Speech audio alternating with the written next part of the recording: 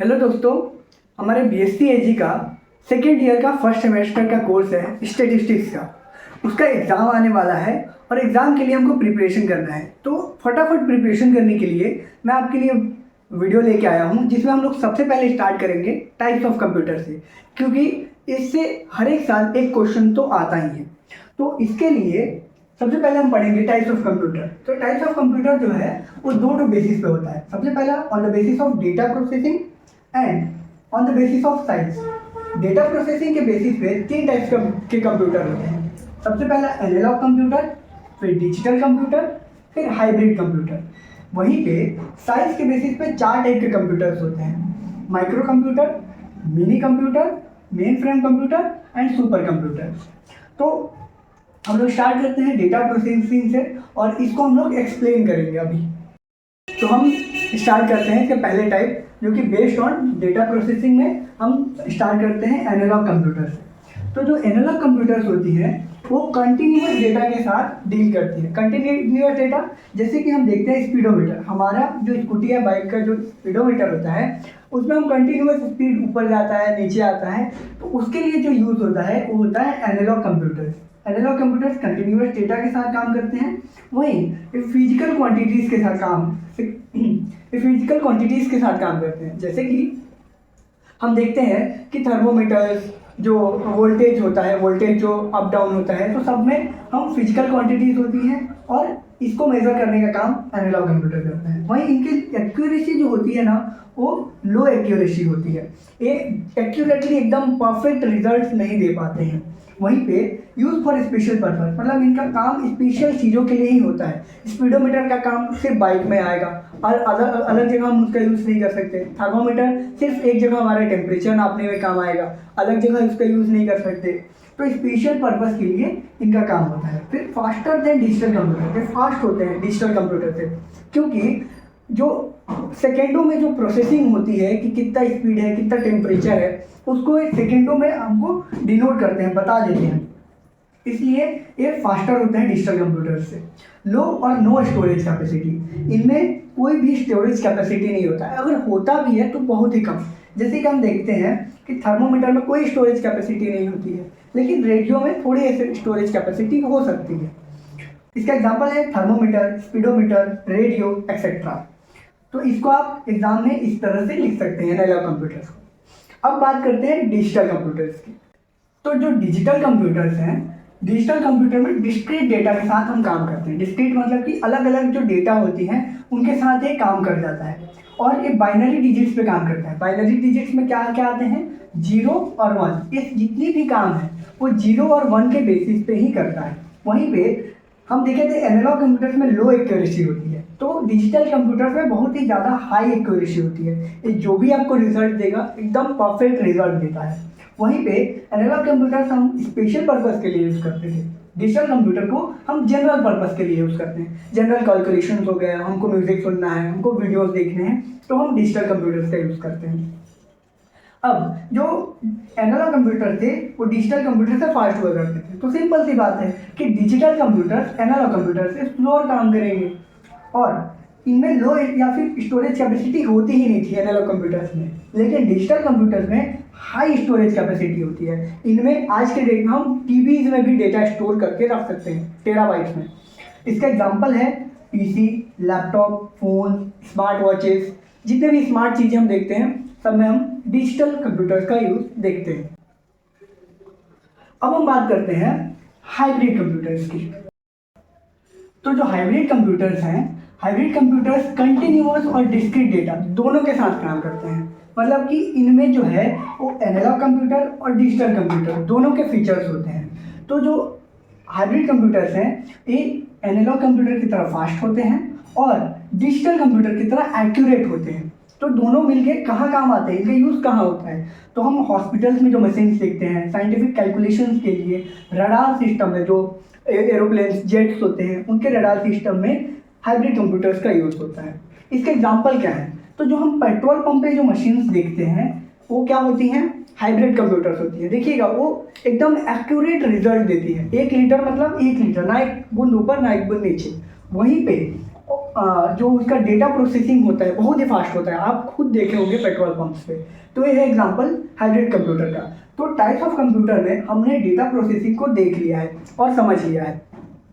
अब कोई भी क्वेश्चन आएगा आप इनसे बना सकते हैं, चाहे वो सिर्फ एनालॉग कंप्यूटर लिखने दे दे, डिजिटल कंप्यूटर लिखने दे दे, हाइब्रिड कंप्यूटर लिखने दे दे, या फिर जनरली क्वेश्चन पूछता है analogue computer versus digital computer, comparison बताइए, डिफरेंसेस बताइए। तो ये डिफरेंसेस है और इसको आपको लिखने की ज़रूरत नहीं है। इसका जो नोट्स है उसको मैं आपको टेलीग्राम चैनल पे प्रोवाइड कर दूंगा, वहाँ आप मुझसे जुड़ सकते हैं, उसका लिंक मैं डिस्क्रिप्शन बॉक्स में दे दूँगा। अब हम देखने वाले हैं इसका सेकेंड पार्ट, जो कि है बेस्ड ऑन साइज। तो साइज के बेसिस पे 4 टाइप के कंप्यूटर्स हैं। सबसे पहला है माइक्रो कंप्यूटर। माइक्रो कंप्यूटर क्या होता है, जो हमारे पीसीज होते हैं, जो भी हमारे पर्सनल कंप्यूटर होते हैं, वो क्या है, माइक्रो कंप्यूटर्स हैं। ये क्या होता है, सिंगल यूज़र होते हैं, मतलब इनमें एक यूज़र ही एक टाइम पे इन पे काम कर सकता है। और ये जो है जनरल पर्पस के लिए होते हैं, मतलब आप कुछ भी, मतलब आपको जो मन है वो कर सकते हो। नॉर्मली छोटा मोटा काम, गाना सुनना, ब्राउजिंग करना, टेक्स्ट एडिट करना, प्रेजेंटेशन बनाना, तो ये जनरल पर्पस होते हैं। वहीं इंडिविजुअल यूज़, मतलब कि सिर्फ एक पर्सन ही इनका एक बार में यूज़ कर सकता है। इसमें एक जो है मल्टी प्रोसेसर होता है, सॉरी माइक्रो प्रोसेसर होता है, जिसको हम सीपीयू कहते हैं, सिर्फ एक रहता है। वहीं पे इसका जो एग्जांपल है, एग्जांपल में इसका आ जाता है लैपटॉप, हमारा डेस्कटॉप, ये सब एग्जांपल्स हैं माइक्रो कंप्यूटर्स के। वहीं जो मिनी कंप्यूटर्स हैं, तो जो मिनी कंप्यूटर्स हैं वो lower version of main frame computer, जो इसके बाद आने वाला है मेन फ्रेम कंप्यूटर, उनसे छोटे होते हैं। इसमें 1 से 100 यूज़र एक बार में काम कर सकते हैं। इसमें क्या था, सिंगल यूज़र, सिर्फ एक यूज़र। इसमें 1 से 100 यूज़र एक बार में काम कर सकते हैं। It is used in institutes for inventory management and many other things, मतलब कि ये इंस्टीट्यूट्स में यूज़ होता है। जैसे हमारा IGKV हो गया रायपुर, उसमें क्या यूज़ होता होगा, मिनी कंप्यूटर। इन्वेंट्री मैनेजमेंट, जैसे बड़ी बड़ी जो होलसेलर्स होते हैं, तो उनके इन्वेंट्री मैनेजमेंट के लिए क्या यूज़ होता है, मिनी कंप्यूटर। इसमें मल्टी प्रोसेसर होता है, मतलब बहुत सारे प्रोसेसर्स होते हैं। इसका जो एग्जांपल है PDP-8, IBM 17, WAX 7500, ये सब इसके एग्जांपल्स हैं। अब हम देखेंगे main frame computer and super computers. जो साइज के बेसिस पे बाकी बचे हुए जो 2 टाइप के कंप्यूटर्स हैं, वो है main frame computer and super computer. तो मेन फ्रेम कंप्यूटर्स के क्या फीचर्स हैं, तो सबसे पहले मेन फ्रेम कंप्यूटर जो है use main frame for the data processing. एक मेन फ्रेम होता है और यहाँ से सारे जो भी कनेक्टेड होते हैं इनका डेटा प्रोसेसिंग होता है। तो ये क्या करता है, मेन फ्रेम का यूज़ करता है डेटा प्रोसेसिंग के लिए। लार्ज स्टोरेज कैपेसिटी, इसमें जो है मिनी और माइक्रो के मुकाबले बहुत ज़्यादा कैपेसिटी होती है डेटा स्टोरेज की। उसके बाद वेरी हाई स्पीड प्रोसेसिंग, इसमें बहुत जल्दी जल्दी फास्ट कैलकुलेशन, जितने भी चीज़ें हैं बहुत ही फास्ट है, आपको डेटा प्रोसेसिंग करके देता है। उसके बाद इसमें जो है 100 to 1000 यूज़र्स एक साथ काम कर सकते हैं। 100 से 1000 लोग एक साथ मेन फ्रेम कंप्यूटर पे काम कर सकते हैं। इसमें भी मल्टी प्रोसेसर होता है और use by big companies, banks, government agencies. इनका यूज़ कौन कौन करता है, तो जो भी बड़ी बड़ी कंपनीज हैं, जो बैंक्स हैं, इनका यूज़ करती हैं। इसका एग्जांपल क्या है, तो IBM 370, WAX 3000 इसके एग्जांपल है। वहीं पे जो सुपर कंप्यूटर्स हैं, तो जो सुपर कंप्यूटर्स हैं इसका सबसे मेन चीज़ क्या है, तो ये मोस्ट पावरफुल कंप्यूटर है, फास्टेस्ट कंप्यूटर है। मतलब जो भी हम लोग कंप्यूटर देखते हैं आज के डेट में, सबसे पावरफुल कौन है, सुपर कंप्यूटर। सबसे फास्ट काम कौन करता है, सुपर कंप्यूटर। स्पेशल पर्पस, किसके लिए यूज़ होता है, किसी स्पेशल पर्पस के लिए हम इसको इंस्टॉल करते हैं। अब ये जो है हम देखेंगे, ये ISRO, defence area, weather forecasting, जो बड़े बड़े गवर्नमेंट एजेंसीज हैं, इनमें सुपर कंप्यूटर्स का यूज़ होता है। सुपर कंप्यूटर जो है handle huge amount of calculation, एक सेकेंड में ये बिलियंस ऑफ कैलकुलेशंस कर देते हैं।